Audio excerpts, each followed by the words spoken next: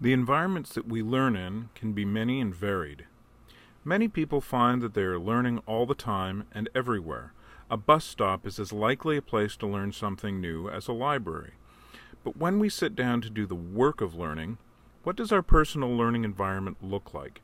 Is it a desk with a bookshelf and filing cabinets?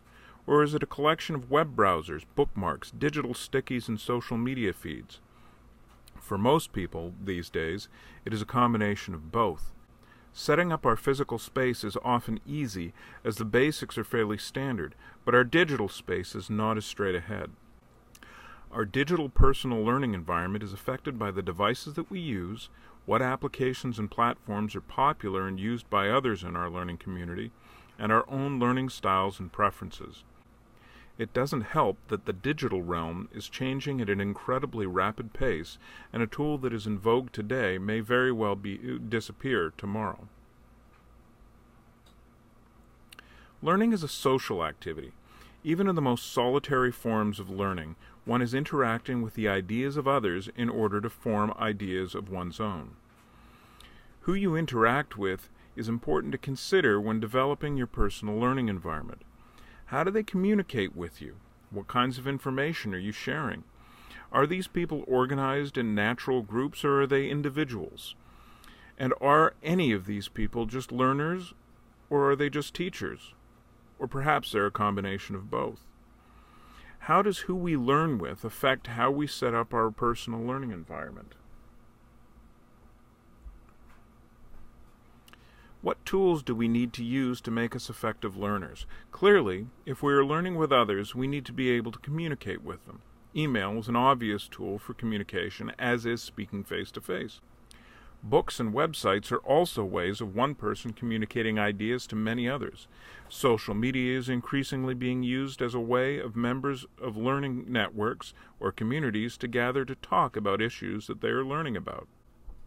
But communication tools are only the tip of the iceberg. What tools do you use to record your thoughts or events that happen around you? What tools do you use to present what you have learned to others? What tools do you use to organize yourself? There are many ways of thinking of how a personal learning environment is put together, and you will find conflicting views as you explore.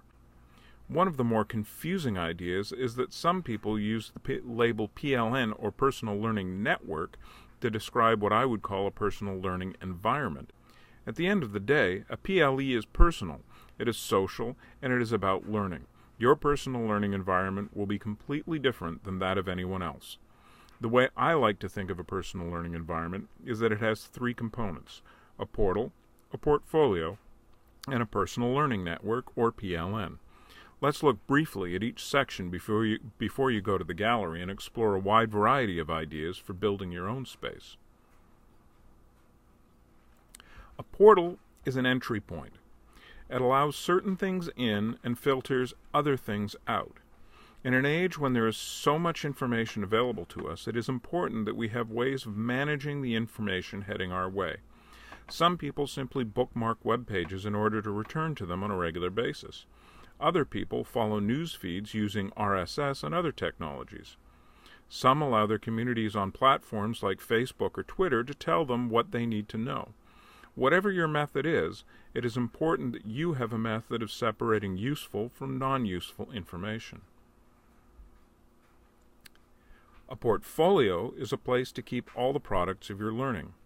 This might be something as simple and private as a notebook for a course, or something more public like a website or blog. The important thing about a portfolio is to think about why you might use what you've created in your learning. For most people, they learn about something in order to be able to do something. It is what you do that you want to share with the world. It is what you have done that you might use to get into a college or get a job. Or you might need to show what you've created as evidence of what you've learned. Whatever your purpose, it is important to think about how you want to save your work for the future in a way that will make it easy for you to share with others. We have already spoken about the social nature of learning. The people that work with you to learn make up your personal learning network, or PLN. In the smallest sense, a PLN could be you and a teacher. When I took private drum lessons, my PLN for drumming was just the two of us, my teacher and myself. A typical classroom has a teacher and a group of students. Depending on how you work with other students in your class, your PLN here could be as many as 20 to 30 people. Likely, your PLN is much more complicated than that. Even with my drum lessons, I learned about music from other teachers, recordings, and other musicians.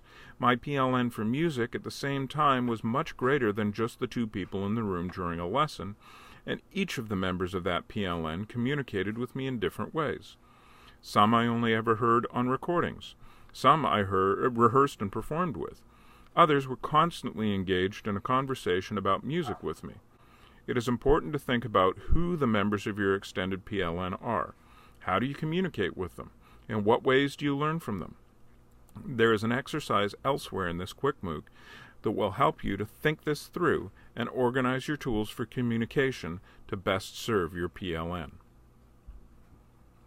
Learning and personal learning environments are unique to each individual, as is the path that you will take developing yours. I encourage you to spend time exploring the galleries in this quick MOOC to get ideas for how you might construct your own. The galleries contain practical tips and bigger picture ideas on how people learn and use PLEs. Talk to others. Use the discussion opportunities in the quick MOOC. Trade ideas.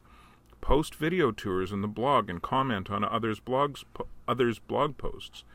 Play with tools before you decide if they will fit into your PLE.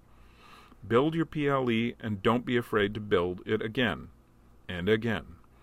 The reality is that given the nature of the tools that we are using, tools will come in and out of fashion.